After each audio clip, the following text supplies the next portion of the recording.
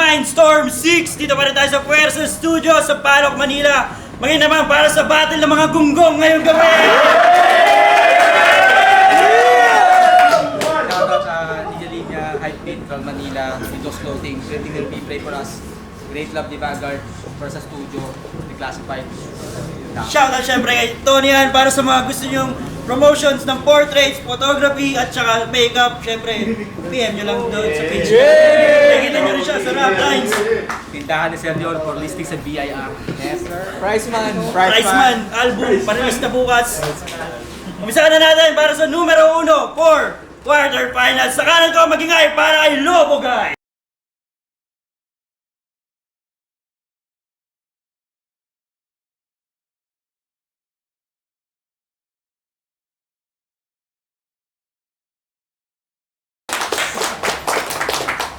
Yan, sa kaliwa ko magingay para kay Keyaru.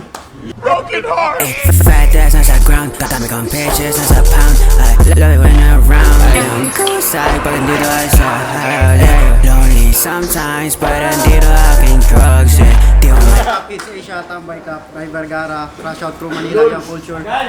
No to Demolition, Ibasura ang UPSDG Wellness Park. Shoutout sa Tikal Republic. Tapos ito, umpisa na natin para si Lobo Guy. Ng toss coin, pinili niya mauna si Keyaru. First round para kay Keyaru Mindstorm 6.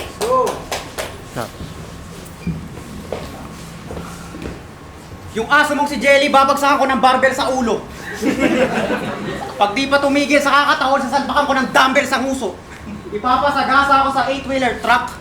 Animal abuse in many ways. Nayupeat ng lambot yung aso mong si Jelly, naging Jelly Ace. Di ba puti yung aso mo? Pues para may kwenta, gawin mo na lang siyang white flag para sa morenter. Sobrang nipis niya na kasi. Akala mo niyakap ng mga sumo wrestler. Literal na jelly talaga. Kasi yung laman niya ay nag-scatter. Sobrang flat ng pagkayope. Akala mo good morning towel. Pero ba mag-rebat? Patayin mo aso ko, makikita mo si John Wick. Grabe tigas. Kung may dadating man na John Wick, puta baka John Wick ng Pinas. Pero di kasi John Wick. Kasi yun gumagamit ng lapis para pumatay ng mga bobo. Ikaw di ka marunong maghawak ng lapis o ballpen kasi nagpapasulat sa agrupo. Pero aware naman kayo pag hindi niya sulat, di ba? Di naman kayo bobo. Pero alam ko ikaw nagsulat. Pero si G's tagadagdag ng hangin sa lobo. Pinapa-approve mo muna sa kanya bago ka bisaduhin. Nasa kanya yung decision. O graphic artist nga si G's kasi ang galing niya sa revision. Kasi ano ba angles mo sa akin? Puro galing sa group chat at inside jokes. Para kunwari ako na-expose. Tawad ka muna. Lahat na lang ina-angle. Wala pang creativity. Tawag dyan, chismosa. Kung ano-ano ay na-angle, you can't deny and these are facts. Puro ka lang inside jokes, but you don't think outside the box. Ako creative. Sumulat ng mga barak at araw-araw busy. Sinimot ko bawat letra, parang sa daliri may powder ng cheesy.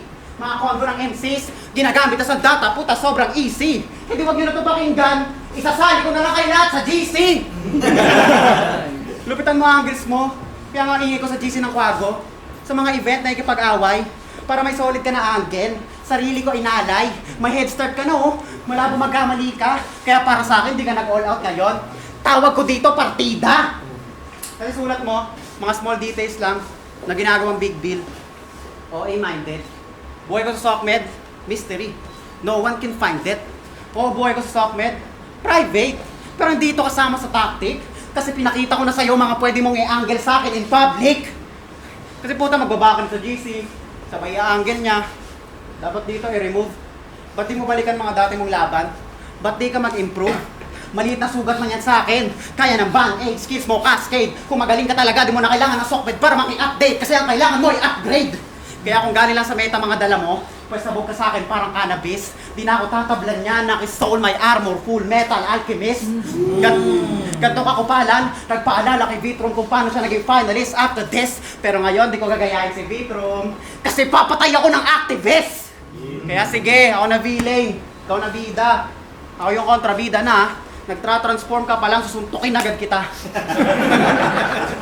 Kasi ang goal ko, maging malakas na champion. Kaso life ain't fair. Well, malakas na ako so I'm halfway there. Kaya mo, Nika Beach. First round para kay Lobo Guy. Yo! Goat ka, di ba? Siya raw ay goat sa zoo. Sino kanyang naloko? Pwes labas na to sa zoo ngayong tinapat ka na sa lobo. I'll give him pure pain. Hindi to mas angat kaya this dude eh. Kanyang views din. Kasi nasa taas ng goat yung lobo pag-usapan ng ay food chain. Kasi sa akin may tulog nga siya. Laban ko ng tunog rap lines ha. Tunog na siya. Manggagaya. Kasi nakaw kanyang best moves. Kala ko ba Vitrum, sinasalsalan niya na textbook. Nagbago ka na ng style porque natalo siya kay Zen Luke. At aking next proof. Sabi ni nasa sa inyo sa battle nyo, dumikit ka lang naman sa akin kasi magkatabi tayo sa poster. Na sa laban nyo ni Vanguard, ginamit mo, sir. Ang dami mong ninakaw na linya. Lalo kay Nasha. Akala mo kakaangat para mapashine brighter. Ako yung lobo na nangangagat pero ikaw yung line at style biter. Hindi mo nakuha ng perpekto yung estilo ni Nasha at Beatroom. Wala kang metang best in. Piling alpha na version eh natili ka sa beta testing. Kasi papakeyaro. Fuck to exist. Wak na role model kanyang nanay at tatay. Kaya madalas siyang mandamay. Hindi klaro yung mother at father figure. Kaya nga siya bida-bida. At yun din ang rason kung bakit lumakas siyang nanggagaya ng iba. Kaya kanyang household, rap lines, kwago, pulok. Susi niya pangalan ni Beatroom. At estilo ni Nasha yung dumikit. Kumbaga si Beatroom at Nasha yung main keys. Ikaw lang yung duplicate. Kasi madali daw yung fans maakit-akit. Parang Mr. Quickie kasi itong kiba palit-palit. Kasi still around niya yung imagery, lumelected na rin daw willingly. Hindi daw siya nakikitagay sa pitchen ng dugo ng iba. Sabi netong tarantado. First off, sinong tangang naglalagay sa pitchen ng dugo ng mga tao? Tapos, kung gago, 3 battle pa may ebas tungkol sa echas. Sabi niyo, si Vanguard sobrang bobo. Yung tae niya isang dangkal. Sabay, itatara ko sa ulo mo, nirap na nang nabupungol. Tol, ba't mo yung pang tatarak sa ulo yung tubol? Tanginan to, tas ang hilig pa mag-English ng inyong manok. Pwes na naisip nyo classical music kasi English mo barok. Barok? Fuck you! Kasi tour na. Tas parisked ng parisked. Ang daming alibay. Tapos free naman pala sa dates tong fucking guy. Yung stress at gastos nila ngayon sa gas, hindi mo maka-quantify. Boss, pag maraming arte, dapat dinidisqualify. Kasi venue mo yung ginamit, di ba? Venue mo. Kaya malamang kahit wak yung mga linya, re-reactan tong banong to. Pero yung mga bumoto sa'yo, mga kabats mo sa opensiba at kagrupo. 2 Dizzy, Jaime, Yuan, ilanandaya kayo happily. Talagang bida ang saya kasi yung mga judges pagkatapos, libre yan ng Jollibee. Kasi kung nagka-date yung gunita para sa'yo, bes ngayon iba ang dadanasin, ngayon kay mamalasin. Si Jits yung gumawa ng poster, puro lobo ng makulay. Kaya dapat lang nagagalangin. Nagabito ng lobo, ako ang papalarin. Dahil yung poster at event ay dinisenyo para sa akin. At oo, ito na ang iyong season desist. There's no please don't resist kung si Kaya Ruda sa tunang nagkaroon ng key to exist. Ngayong sa second round, di mo na mahanap yung key to persist. Time, bitch! Tayo lang to! Siya daw yung poster para mag-viral. Gagutin naman si Spiral.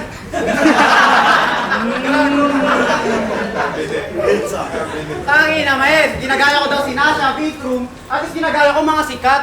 Easy. Ikaw, gagaya ka na nga lang, tangi nakagrupo mo pa si CD. Tangi goat daw ako, tapos siya yung lobo. Angat daw sa food chain. Tangi na lakas mag-tantrums. Gago yung wolf, lagi lang dinudurog sa mga cartoons. Lagi talo. Round 2, game? Yeah! Sobrang pangit po panoorin, parang explicit yung fight scene. Mahal na lahat sa mundo, but it's not expensive to die, G. Lugi ka sa akin pag di ka rin hip-hop, cause it's not basic to fight me. Gago, wala akong respeto sa mga rapper na aesthetic yung IG. Tangin na kasi ako swerte sa buhay. Yan din gagawin ko sa isang upuan. Lagi na pag dinay-dinay na mayaman siya, may pagkaulol yan. Nagkukunwari mahirap, tapos pagkasama classmates, elitista, totohan. Gago, hindi counted na mahirap porket yung kondo sa gilid may urukan. Pero pansin nyo ba, sobrang swerte nito. Binigyan ng Saint Ice kahit wala pang labang nice. Nagmanipis na polo ka pa doon, eh alam mo namang malamig pagkatapat mo yung ice. Porket nag-flow ka doon, hindi mo dapat din i-celebrate. Pasatid ko, malamig na klima, itong lobo mag-hibernate! O ba't di ka nag-flow kay senyor? Kasi panalo ka na, basta di mag-choke, matik, papalarin. Ulul, natatakot ka lang kasi baka maubusan ka na pagdating sa battle natin. Ako di naubusan, para naka-ever ready. Walang swerte ka, tapat mo. Tingnan natin kung maswerte ka pa rin ngayong itim na pusa kaharap mo. Nasanay ka kasi sa Basta matawid lang kahit di na manalo, yun yung important. Habang kami dito nagsasanay mang knockout, ikaw nag-focus lang sa endurance. Tuwang-tuwa ka na basta hindi ka lang mag-choke. Kahit atid mo lang disturbance, ikaw lang yung kilala kong performative na walang magandang performance. Pero ops lang yan, swerte ka pa rin. Kasi may karami ka kagrupo. Pero alam mo ba yung dalawa, di ka talaga nila gusto? Inopen up nila sa akin dati, para ma-record. Tiniis nila yung music taste mong bullshit. Tangin na kasi ikaw na yung unemployed na may co-worker music. Kasi di mo ba halata? Si Jace na walang alam sa politics, naging progresibo para lang makasabay sa'yo. Si CD na gangsta shit, bigla na lang nagpolo.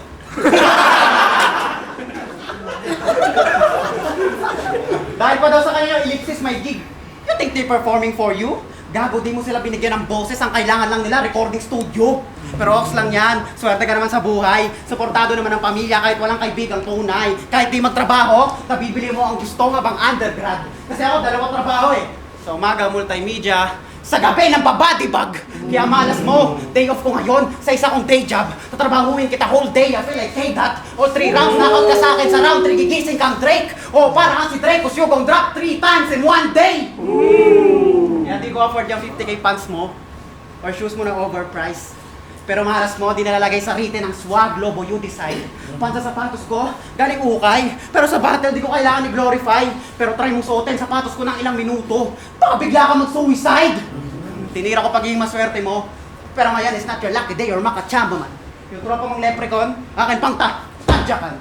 Bawat tao ng 4-leaf clover, akin yung tanggalan. Oh, maswerte ka. Ngayong rounds mo na, magpamalas ka naman. Bitch ass nigga. Sa'yo Ron, para kayo po.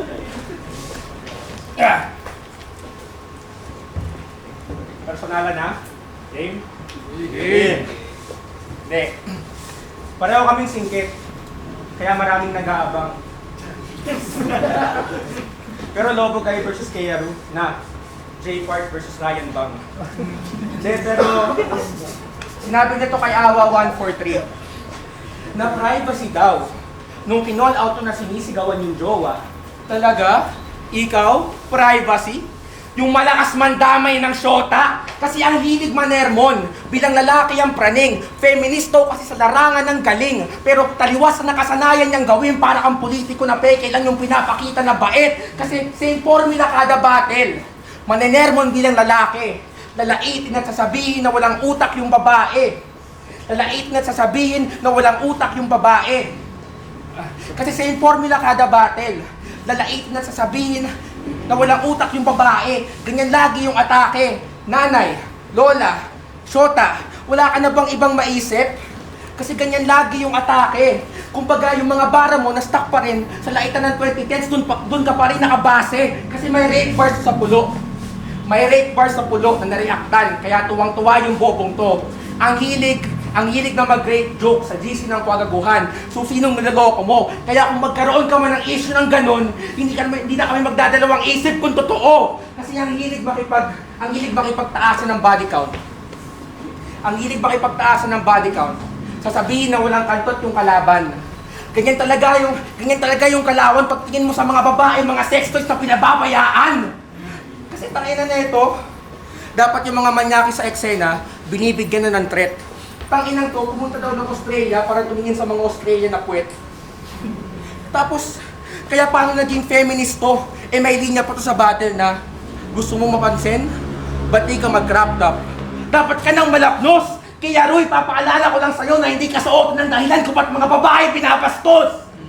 Kasi may minor sa kwago. Tinulak neto at nagsiga. Tapos nung kinompronta ka ng kuya, bumait ka bigla. May grupo din yon na puro minor. Na gusto ka ng masapok ng malala pa. May pa-Epstein ka pa sa battle pero ikaw yung laging target mga babae at bata. Kaya dapat nang alamin ng all-in na delikado to sa mga bata at babae na parang Tab Baldwin. Fuck rappers na dapat in real life mag-deact. Fuck rappers na dapat kasuhan ng Safe Spaces Act. Kaya wala na ako sa iyong pasensya. Bitro, sumbong mo sa mga tropa mong Gabriela. Ginagawa ko daw sex toys yung mga babae. Gagawin daw debate. Fake angles yan. Gusto ko ako yung dinodominate.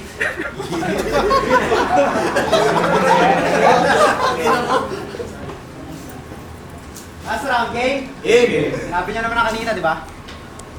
Tunog, rap lines. Rap lines MC5 kayo. Katunog nyo. Lobo guy.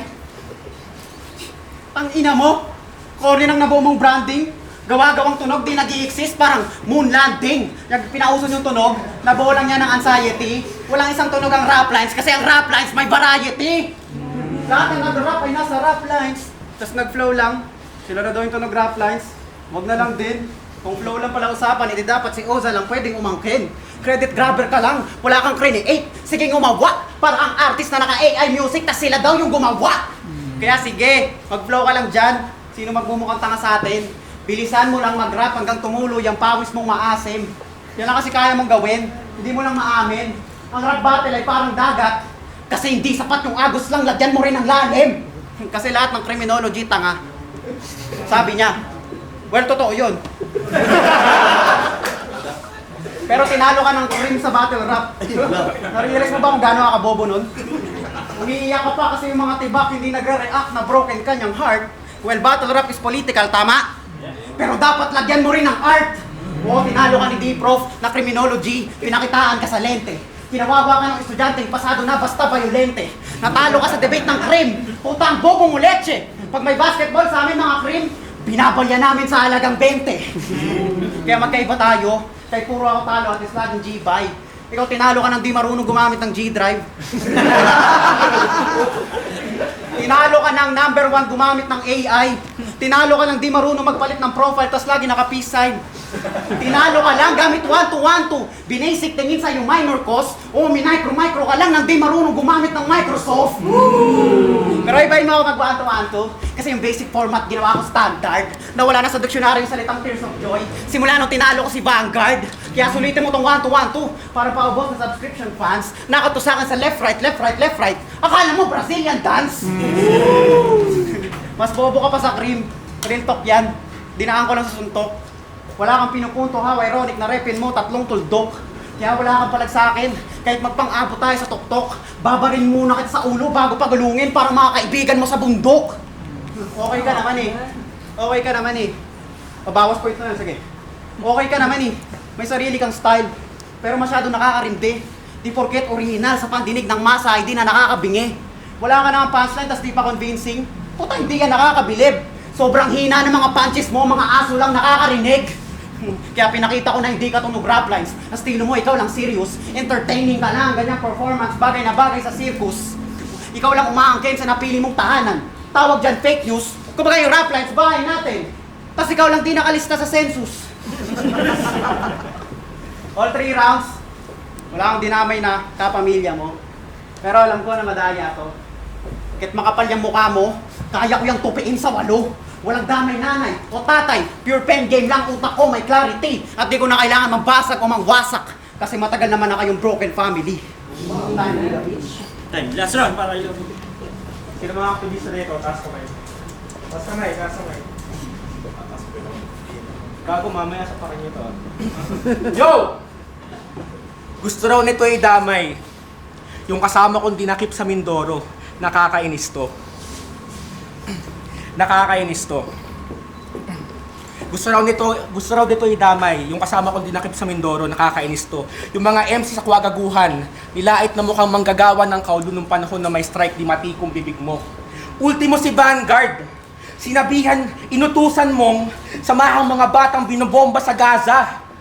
Sinama mo sa yung lirisismo. Tapos may kapal ng apog ka pang sabihin na kami mga aktivista sa eksena, ginigatekeep yung aktivismo kasi magkaiba tayong dalawa. Oo, nag-aaral pa ako.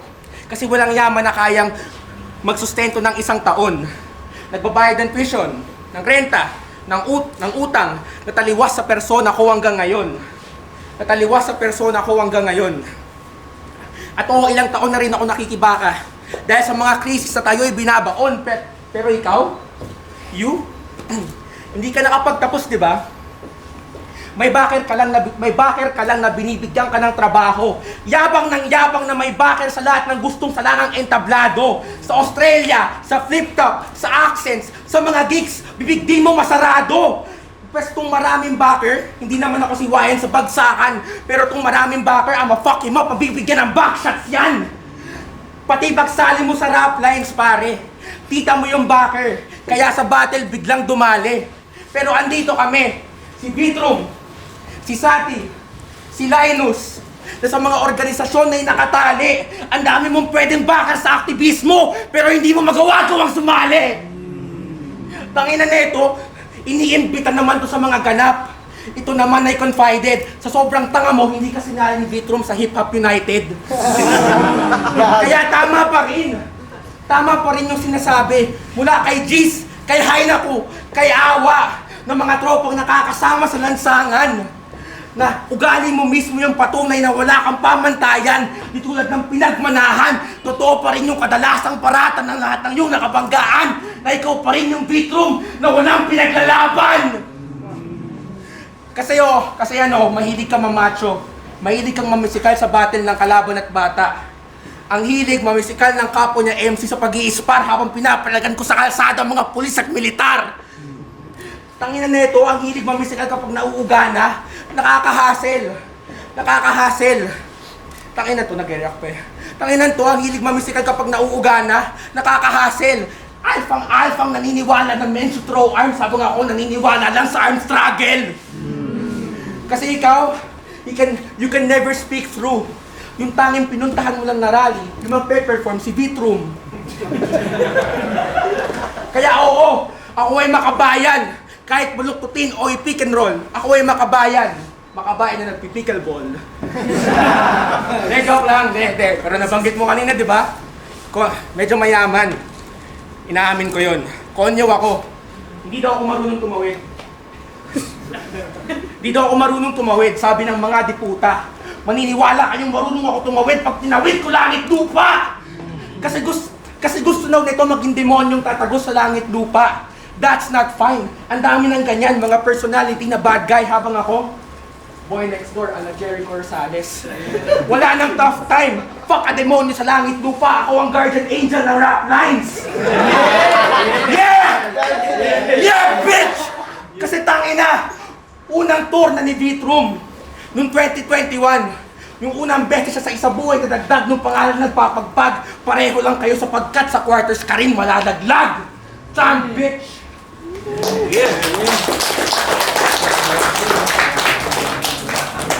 Yung Rap Lines Mindstorm 6 quarterfinals ng numero 1-4 tournament. Magingay ulit para kay Kea Rucha al Lobo, guys! So syempre, shoutout sa linya-linya. Matakot na ang mga kurako. At yun, syempre advancing sa semifinals. Ang boto ng Horado, 4-3 para kay Kea Ru.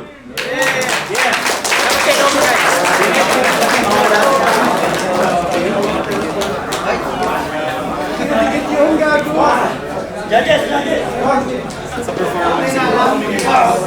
Judge na. Judges. Yo, binoto ko Lobo. Actually, ano siya eh, Tay lang talaga. So, round 1, binoto ko Lobo kasi yung round 1 ni Kea, para pa siyang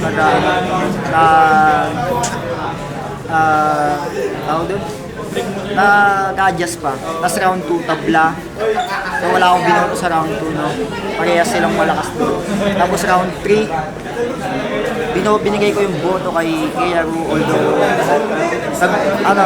although malakas yung round 3 ni Lobo. Nag-minus ako sa kanya lang kasi parang kinakapa niya yung round 3, yung mga unang bara niya ng round 3, kinakapa niya. Tapos ginawa niya kasi, although nakakabilib din, ginawa niya, nilipat niya yung mga sinabi ni Kea Ru. Nag-minus pa din ako doon, tsaka matagal kasi. So yun, binoto ko, bali, tabla sila, reference na lang, binoto ko, Lobo. Shoutout kay Kiara, nilibre niya ako sa 7-Eleven. Pero binoto ko si Lobo guys. Yes, sa round 1, pantay naman sila. Kumbaga, pero binigay ko yung boto kay Lobo guys sa round 1. pantay yung performance, parehas naman silang may punto. Pero para sa akin pamatay yung pyesa ni Lobogay sa round 1. Kasi round 1 pa lang nabanggit niya na yung about sa poster na para sa kanya yung event, while si Kiaro more on skill based naman siya, nagpauna siya ng skills. Round 2 pantay, pumapalag kay Kiaro. Mas malakas ito yung round ni Kiaro. Itong round 2 mas malakas sa round 1. Dito pumapatay na siya. At yung sa round 2 naman ni Lobogay, nag-personal siya dito. So mabigat din, parehas mabigat. So pinantay ko yung round 2. Round 1 Lobogay, round 2 pantay silang dalawa. Sa round 3, ito yung pinakamalakas na round ni Kiaro. May comedy din, tapos minamaliit na si Lobogay. Tsaka ang dami niya ditong bars. Example dito yung Microsoft bar. At sa lahat ng rounds na ito yung pinakamalakas, ito yung pinaka-umangat. Pero sa round 3 ni Lobogay, para sa akin, na-diffuse yung lahat ng lakas na pinamalas doon ni Kiaro. Mas mabibigat yung mga binitawan niya, mas nakakapanindig ba na ikot, tsaka para siyang talaga. Sobrang, para sa akin nakakatindig balayibo yung mga binitawan niya doon. Talagang pumapatay at kitang-kita yung detail. Kaya overall binigay ko kay Lobogay, props kay Kiaro. Even face first, ang ina mo SGA. Pinakasi ko yung boto ko sa per round.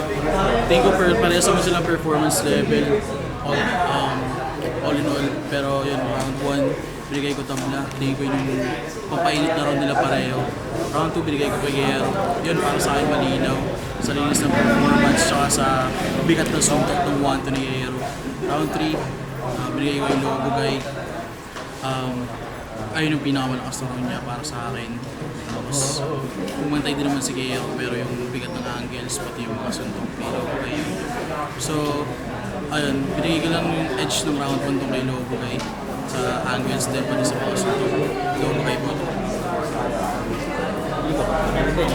Binoto ko si Kiaro. Pero pwede talagang manalo si Lobogay. Pero parang parehas may paliwanag ako kung bakit Kiaro, may paliwanag rin kung bakit mag-Lobogay.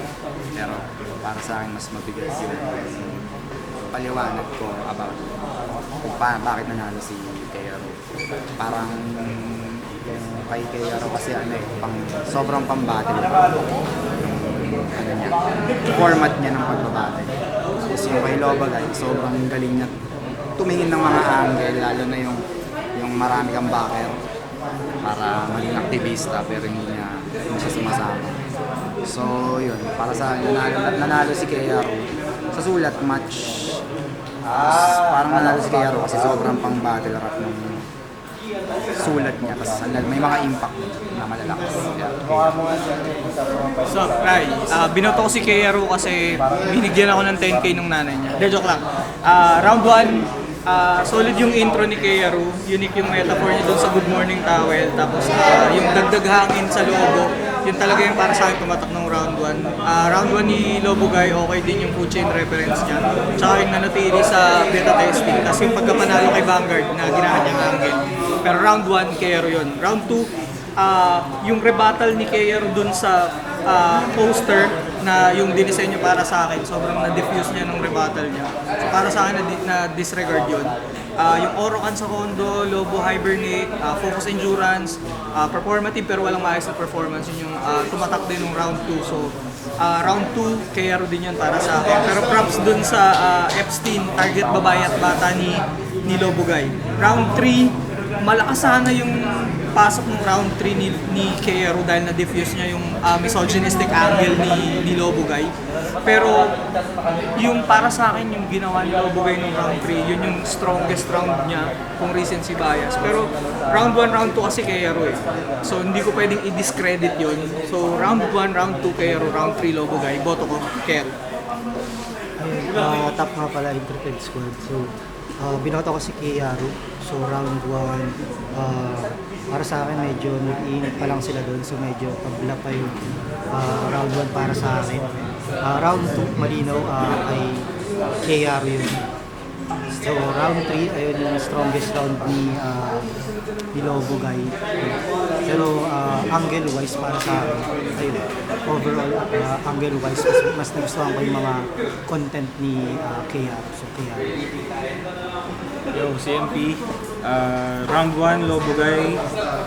Si Kero okay rin naman, strong opening, consistent yung energy. Pero si Lobo Guy, nalamangan niya yun. Maganda yung angle, yung tungkol sa style. Tapos mas nagland yung punches niya para sa akin, tsaka stronger yung ending niya. Round 2, si Kero. Gusto ko yung lines niya, yung KO endurance, performative performance, tsaka yung multimedia, tas body bag. Si Lobo Guy may stumble, pero na-appreciate ko yung angle niya, so hindi nga lang ako masyadong nalakasan.